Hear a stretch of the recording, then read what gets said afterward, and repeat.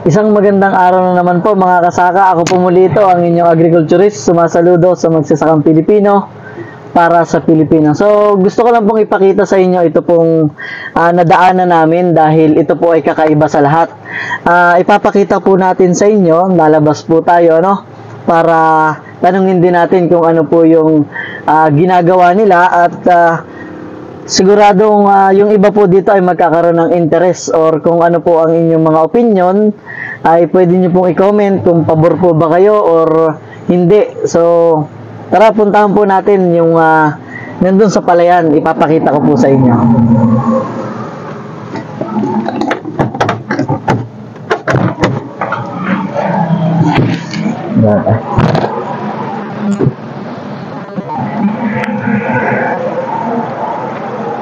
Sige. So, ito na po mga kasaka, no, yung sinasabi ko po sa inyo kanina, ipapakita ko po sa inyo yung ginagawa nila, sir. Sila po ay tatanggal ng damo. Gamit po yung manual lang na machine, ano po, hindi sila gumagamit ng mga chemical herbicide. So, ito po, tingnan natin sila kung paano po nila ginagawa yung pag-alis ng mga damo.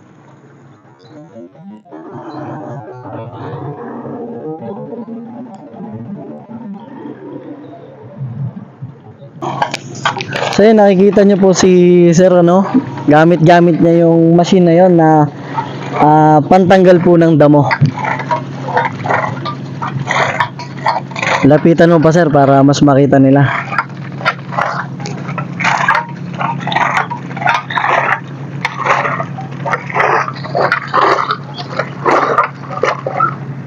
Yun. Sir, ano pong tawag sa machine nyo na yan? Drum seed, consider ng ano po,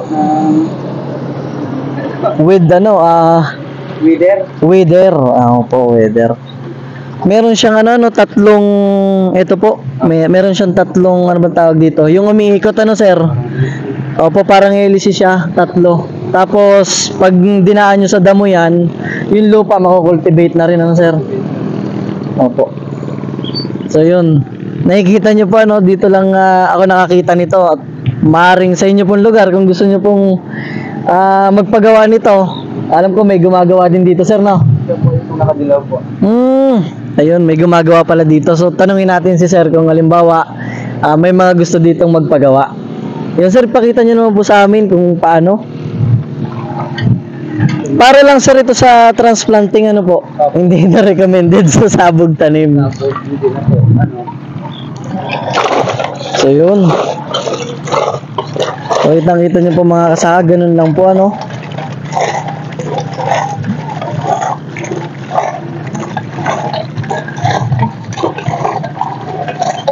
Weeding machine po ang tawag dyan.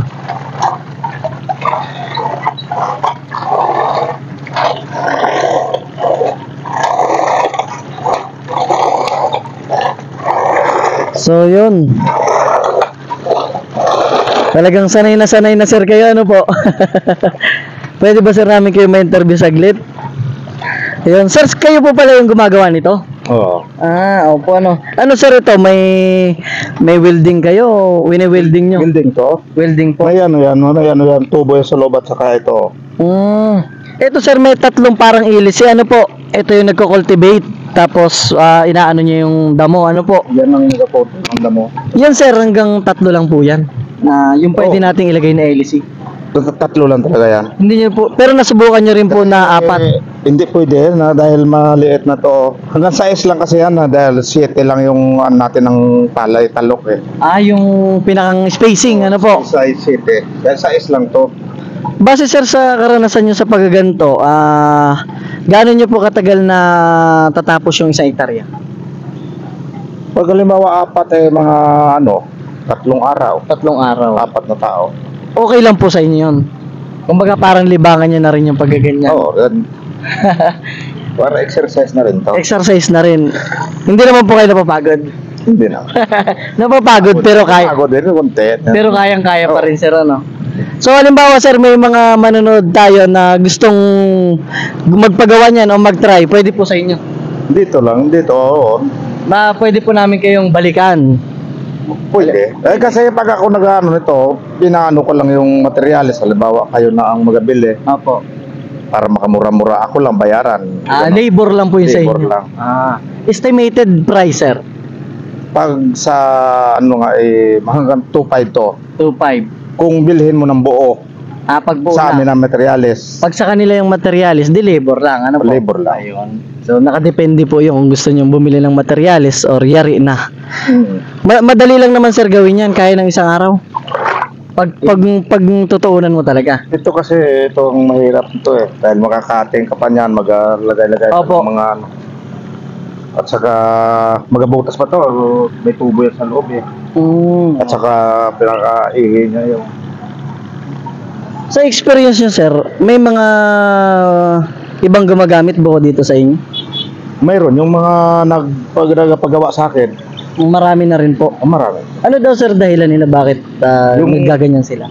Yung sa ano nga, yung number 1 kasi yung lakay na yan. Okay Yung po. Yung mga... hindi kasi basta-basta na ano yan. Kaya dito sa weather patay talaga yan. Opo, yung lakay po yung parang palay na. Palay na. Tapos diba? kahit anong herbicide yung gamitin, hindi namamatay. Ano po? Oo. Isa po pala yan na maganda dun sa mga lakay. Ito ang ginagamit para pamuksa sa ano. Kasi hindi naman maano sa mga gamot-gamot yan Opo.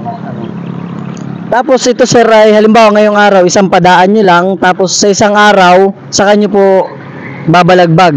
Pagtapos ng mga 4 na araw o hanggang 1 linggo, ganun. Pagtapos ng abono, Sa kanyo po babalagbag. oo, para maka-recover yung kasi ang gamot niyan ay napuputol, di ba? Para maka-recover siya. Yung banda dun, sir, nakita ko malinis. Yun po ay tapos na. Hindi pa yan. Huli Kumbaga, kasi yung ano yan, walang damo yan. wala po talagang damo. Ang tapos na, sir, itong banda dito, ano? Yan, yung ganun. Yung tatlo, yan pa ganun. Para dito wala. Kaya, Ayun, ipapakita po natin sa mga nanonood yung madamo tapos yung yari. So yun, salamat, sir, sa time. Ano po? sige. So tingnan po natin dito yung ano. Titingnan namin, sir, yung ano. Opo. Oo nga. Oo nga, yun nga, oh. Kita niya naman, oh. Yung damo niya talagang ano, na pati ugat dala. Tapos isang maganda nga dito na cultivate na rin yung lupa. So pag yung nutrients na nasa ilalim, iibaba ulit siya.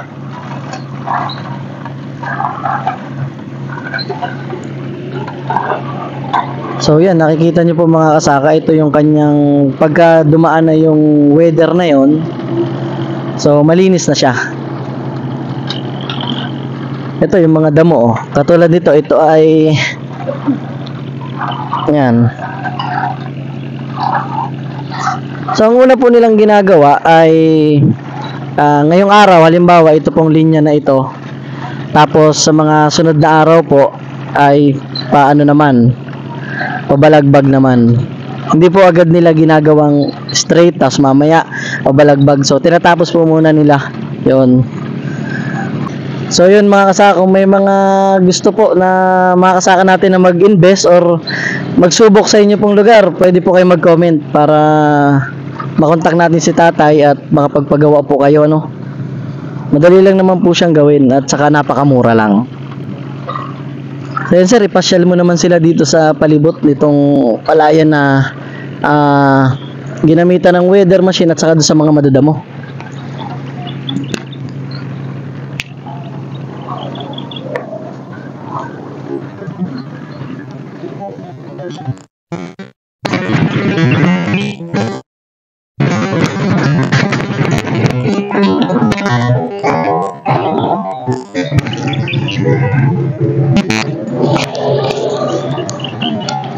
Una mo ulit silang tatlo, ha? Okay na yan, palapas na lang.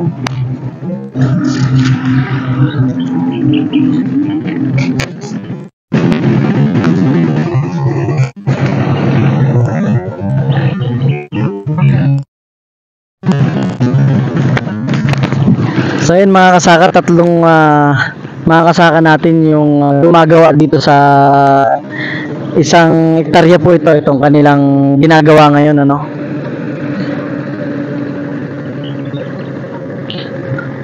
Kung meron po kayong mga opinion, pwede niyo pong i-comment down kung ano po yung masasabi, or baka meron po kayo nakitang gustong i-upgrade.